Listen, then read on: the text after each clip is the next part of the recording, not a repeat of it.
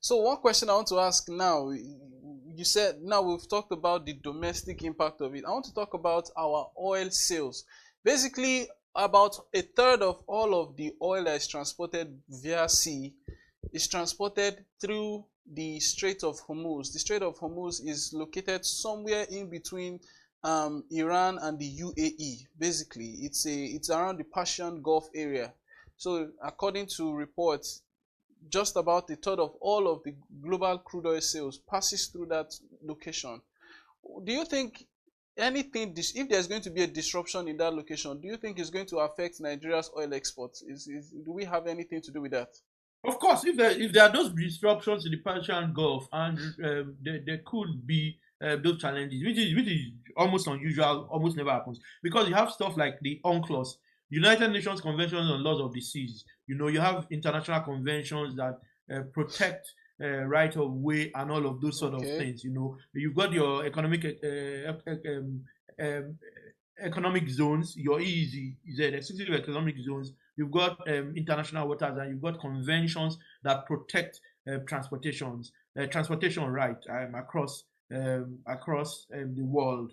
I do not think that it get to that point, but I don't think it will get to that point. But yes, if there are disruptions, of course, it would affect our own ability to export as much as we currently do, because Another much of the crude will be carried via vessels and not international pipelines. So another question I want to ask is around the refinery feedstock. You know that Dangote is importing majority of his oil use from countries Yes. around that region of the world, apart from the USA.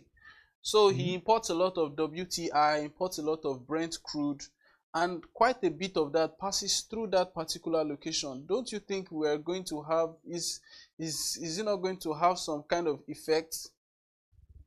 Are we going Okay. to, is it going to shift to buying Nigerian crude, considering the fact that Nigerian crude is quite more pricey than what he buys presently?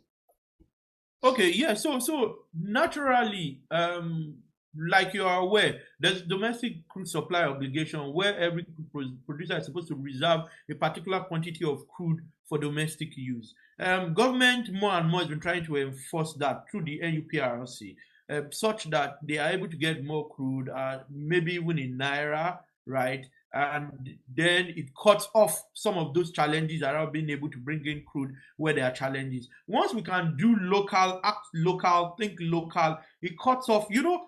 Once you import, you are subjected to the vagaries of international politics. You are subjected to the vagaries of international transportation, haulage, and all of those. So if we can do more around our domestic crude supply obligation, it cuts off the need to import more, to think about logistics, haulage, and all of that. So if there are issues around that the Gulf, the Persian Gulf, and logistics, of course, it would affect us. It would affect how much it can then refine. But if we can think local, act local, do more around local production and the domestic crude supply obligation, then things improve. I know there's been forward sale arrangement where Nigeria has already pledged volumes of its crude.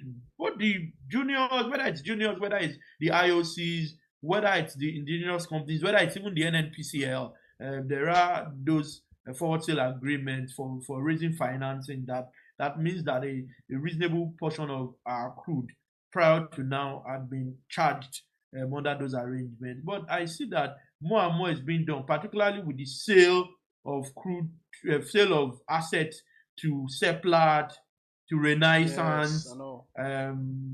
Total's Wando. transaction too. A number of those deals have gone up and have been successful and have received regulatory approval from the minister. I mean, and it's the president who is the minister ultimately. He's got two junior ministers for gas and for petroleum, right?